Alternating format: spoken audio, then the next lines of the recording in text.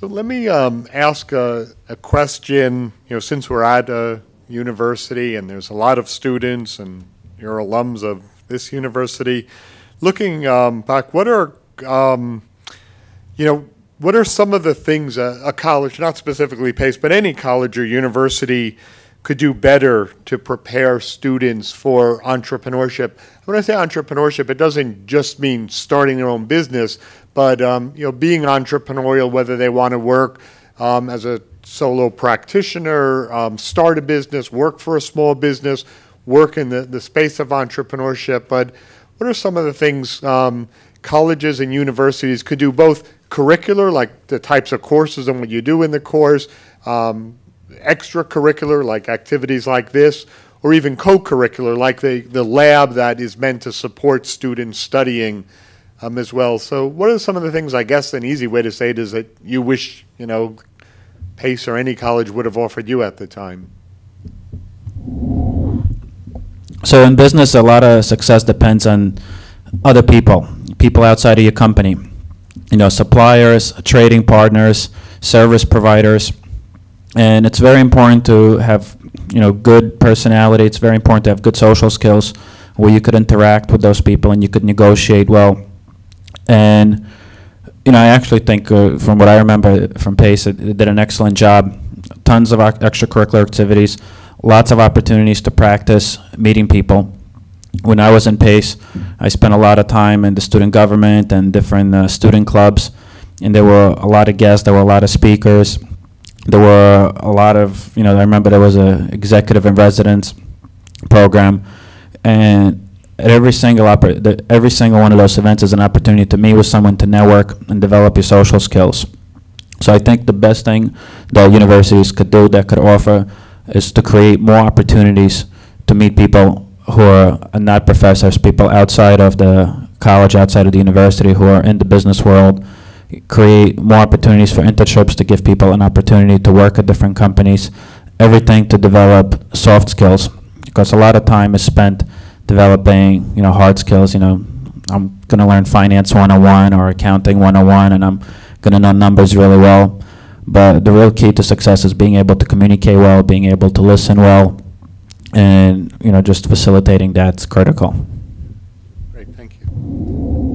So I'd say there are a couple things. One is they could surround. It's good to surround students with people who think about the world in a business-oriented way. Like if you go out to Silicon Valley, one of the striking things is everyone you talk to, every conversation you have, everywhere, everyone's talking about opportunities for business. They're talking about the little gaps, the little market opportunities, the little clever ideas, and how they could monetize them. It's really just part of the culture out there completely, but in the rest of the country it's not. And when you go through school, you think about things like, okay, what are my solutions to engineering problems? What are the best strategies for studying for a test or writing a paper? But it's really a whole different way of looking at the world to start thinking about business models, business opportunities, and things like that. And just having everyone surrounded by people who look at the world that way, to some degree at least, would be really helpful, at least for someone like me. And also, similar to Lenny's comment, I think it's getting opportunities to think about how to work with people, not just those outside your company, but those inside your company. How do you delegate? How do you organize a complex project involving a lot of people together? I know when I got out of undergrad, I had, almost everything I did was one person working on a project by themselves. Figuring out how to build a team, lead a team, assemble people, give them a shared vision, anything like that was really not something I felt like school really gave me. So most of what I personally learned in business was mostly through experience, not school, and not blaming Pace. Just saying, I think all curriculums in colleges and universities right now are flawed. It's an old way of teaching young people. It's a way of teaching us in the way we don't want to. You make us do 2 years of arts and sciences and general stuff that we have no interest in, then only in our last year do we really study what we actually are supposed to be interested in.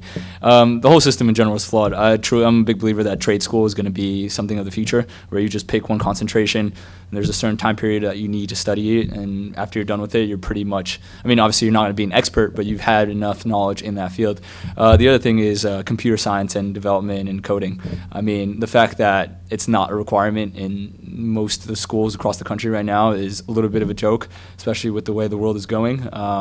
You know, the computers and technology is taking over. So this is one of those things that everybody at least should have a basic knowledge of how to do it.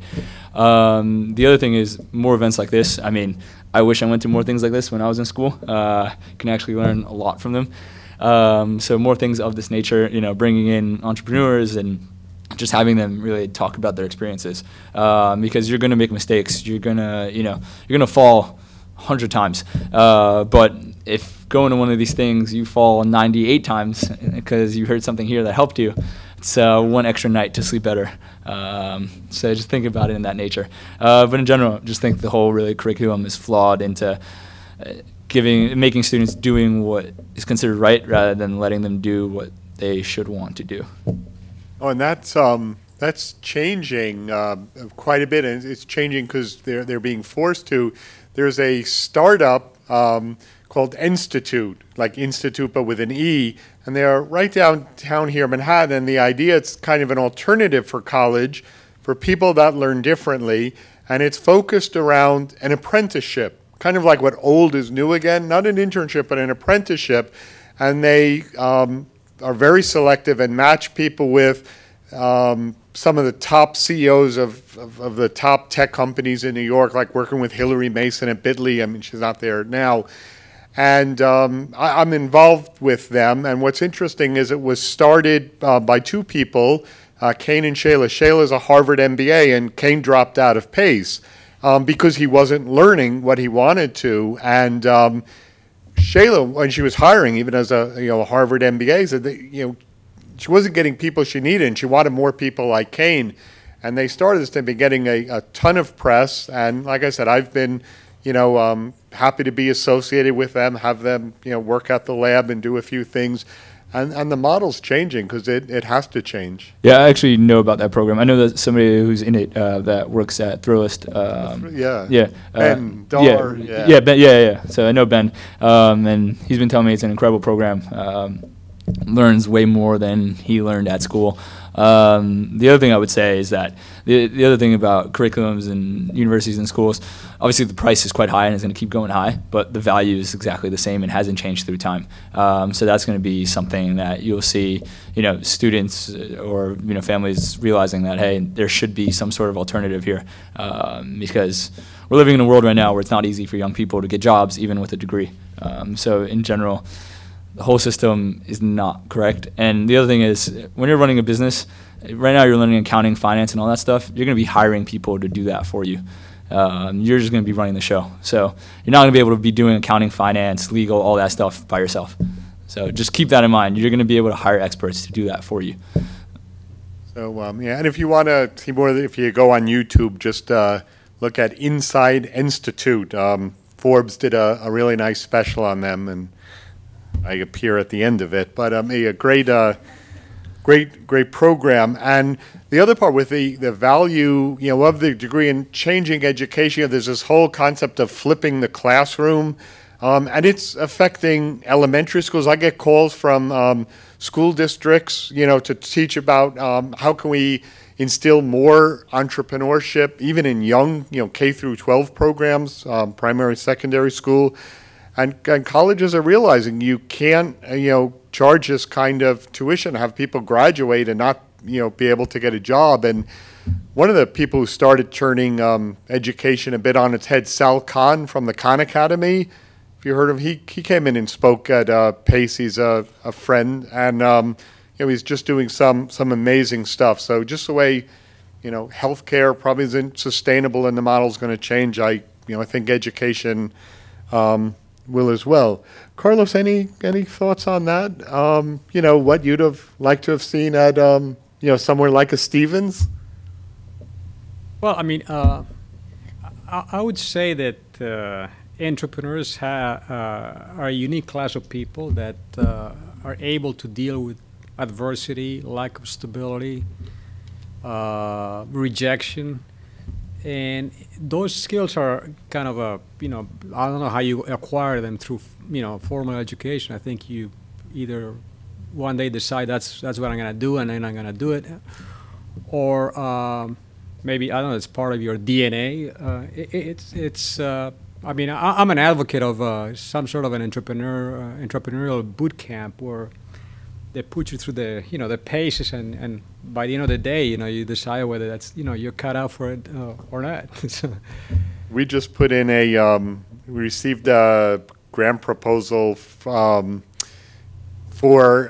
train military veterans on entrepreneurship, and the title was an entrepreneurship boot camp, through Blackstone. So we'll see if we get that and provide a boot camp for those entrepreneurs. And just a side note on PACE. PACE actually does have a lot of entrepreneurship in its DNA, not as a commercial for PACE, but the two brothers that started PACE actually came out from Ohio, recognized a need for business education back in 1906 when PACE was founded. You didn't go to college really for business. You went for the liberal arts. The only professions that you would study is really law and medicine. And they recognized the need. They borrowed $600 to rent a classroom to start teaching business, mainly around accounting and law subjects. When they couldn't find books, they wrote their own.